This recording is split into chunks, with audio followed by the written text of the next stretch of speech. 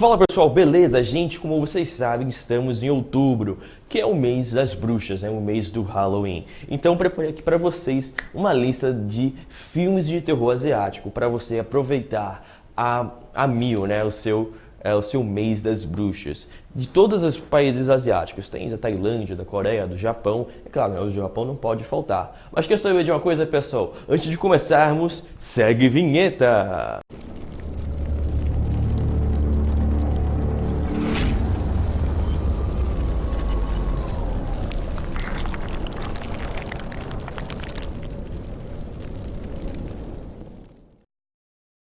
Então, galerinha, vamos fazer o seguinte, olha, eu separei 5 filmes de terror asiáticos muito bons e nós vamos começar, mas sem ordem de melhor, pior, não é um ranking, são recomendações. Eu também não sou nenhum especialista em cinema, nem desses detalhes de luzes, narrativa. Eu vou falar sobre minha experiência pessoal com cada filme, o que eu acho, o que eu gostei e um pouco de como é a história desse filme, evitando ao máximo spoilers, né? Eu não quero que estragar a surpresa de vocês. Então, um primeiro filme que eu gostaria de falar é um filme que foi conhecido aqui no Brasil como Espíritos, ou Shutter, se você quiser falar o título em inglês. Ele é de 2004 e narra a história de Tum, que é um fotógrafo, né? Que ele começa a tirar fotos e coisas estranhas começam a acontecer. Ele começa a tirar fotos e ver espíritos e ver coisas. E o que aconteceria se você conseguisse ter imagens, né, do além, né, como é o título do remake que fizeram estadunidense. Bom, o filme é muito da hora, dá muito medo e existem várias situações que causam o ar de mistério. É um filme de uma produção tailandesa e uma coisa que eu acho muito bacana é como o final tem um plot twist, né? A história assim tem uma invertida de história muito boa. Você consegue ter os medos e o ideal é você assistir de noite no escuro. Bom, apesar de hoje em dia termos, né, no nosso celular câmeras, o filme passa numa realidade diferente, né, um pouco mais antiga, de quando a gente tinha que revelar os filmes. Então, para os saudosistas do rolo de filme, vai ser uma experiência imersiva e bacana. O próximo filme que eu vou falar, no Brasil, ficou conhecido como Espíritos 2. Mas, na verdade, não é uma continuação. Na verdade, a história não tem nada a ver com o outro. No Brasil fizeram isso, talvez pelo fato da direção, se não me engano, ser das mesmas pessoas, ou também porque é um filme de terror da Tailândia, né? Enfim, esse filme Espíritos 2, o título em inglês é Alone, quer dizer sozinho, narra uma história muito tenebrosa, né? Fala sobre Pin, que é uma moça, né, tailandesa que se muda para a Coreia para poder recomeçar a vida, né, com seu marido.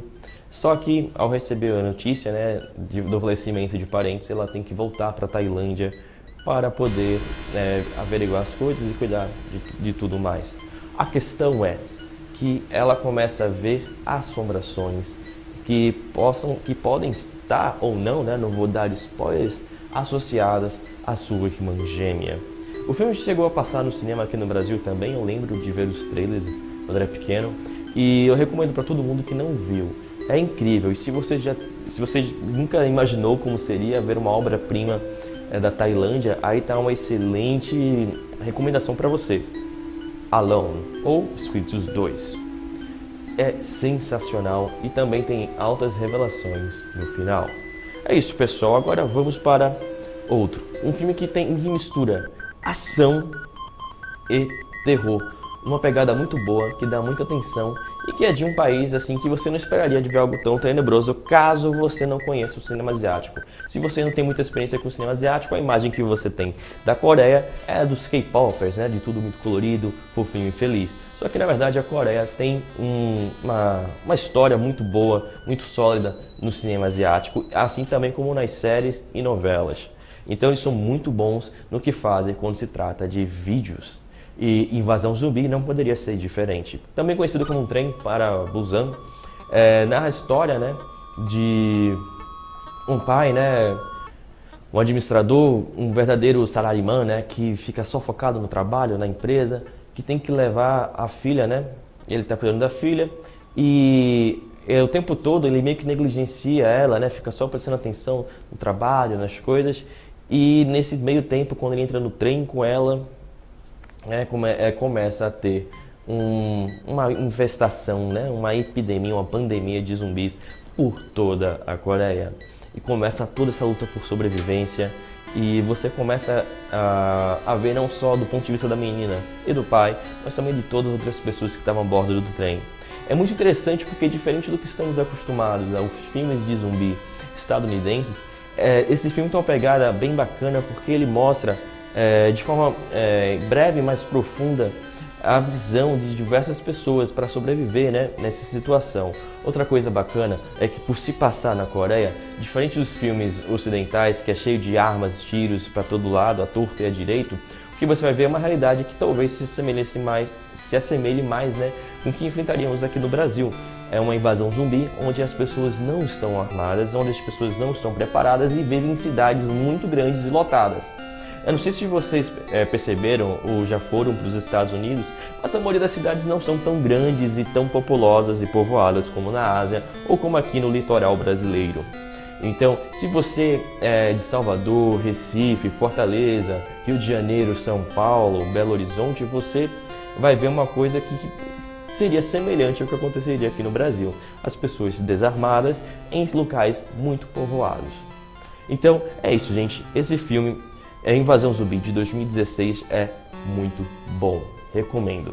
Agora, vamos voltar para o foco do canal, que é o Japão, né? Quero falar aqui para vocês de um filme de 2014 chamado Kotodama. Kotodama é uma palavra que não só remete ao filme, mas também toda a cultura japonesa. Kotodama, se a gente separar, né? Koto usa o kanji de palavra, de dizer, e dama de espírito. Kotodama é o poder da palavra, né? Os espíritos que habitam no que você diz. Esse filme fala, né? Narra a história de um grupo de jovens que começam a investigar uma escola que alguns anos atrás foi vítima de um acidente de gás, onde muitas pessoas morreram. Ele começa a narrar a história desse jeito, né? Assim que você fica pensando, só focando nessa parte, até que vem toda essa questão do Kotodama, do poder das palavras. Cuidado com o que você diz. Essa é a mensagem que o filme traz. É uma produção muito boa e que, apesar de não ter o ritmo acelerado que você esperaria de ver num filme ocidental, tem uma pegada sinistra e bem legal. Eu recomendo para vocês também Kotodama. E vocês, quando virem esse filme, nunca mais dirão as coisas sem pensar. Vocês irão, pelo menos, ter a ideia do poder das palavras, que não é algo só inventado para o filme, mas que é algo que está perpetuado na cultura nipônica. Bom, e para finalizar, nós não podemos falar de terror asiático sem falar do grande, incrível e inabalável Ring. Ou, se você quiser falar no título em inglês, Ring, conhecido no Brasil também como Ringo, o Chamado. De 1998, apesar de ser tecnicamente antigo, né, não ficou para trás para os remakes estadunidenses.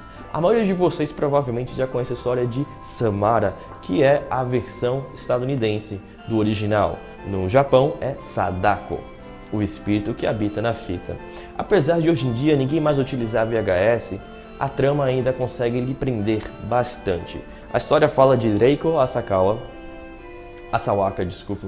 Asawaka, que é uma jornalista que começa a investigar sobre esses casos, até que o filho dela, o Yoichi, ele vê o vídeo, e isso torna tudo muito mais aterrorizante para ela, porque ela tem 7 dias para salvar seu filho e resolver toda essa situação. Esse é o primeiro de uma franquia imensa que surgiu do Chamado, não só no Ocidente, como também no Oriente. Existem diversos filmes dessa franquia, inclusive teve um que foi lançado esse ano, em 2019. Então, se vocês quiserem, eu também posso fazer um vídeo sobre a franquia do Chamado, o original japonês.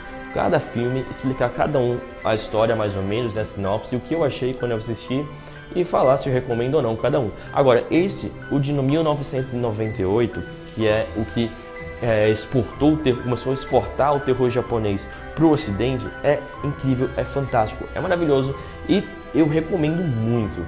Se você gostou quando viu a versão americana, sabe que a versão japonesa dá de 10-0. É excelente. E o tempo todo o filme passa essa morbidez. Então é isso, pessoal. Esses foram os 5 filmes dessa lista. Eu quero fazer uma nova lista também só com filmes de terror japoneses. Então comenta aqui embaixo o que vocês acham, se inscrevam no canal. Caso você tenha caído aqui de paraquedas, dá o like no vídeo, ativa o sininho. E não esqueçam, pessoal, estamos em outubro, o mês das bruxas. Então aproveitem esse mês para assistir pelo menos uma vez a cada semana, ou então cada dia no final de semana, um filme de terror. Eu recomendo muito todos esses e irei trazer mais para vocês. Até a próxima!